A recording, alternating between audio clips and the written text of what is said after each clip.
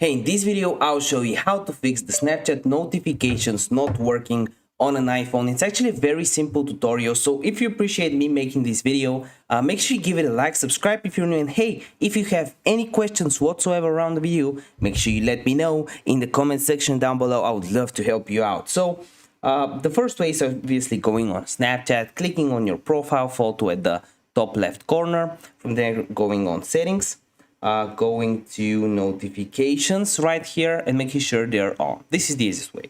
If that's doesn't help, you can go over to your settings, go down to notifications, search for Snapchat, should be S here, it is, and you want to make sure allow notifications is on. But this is basically all you can do currently. If you're still having this issue, you can also go back to your settings, search for Snapchat here, and make sure you also enable them. Oops, here they are.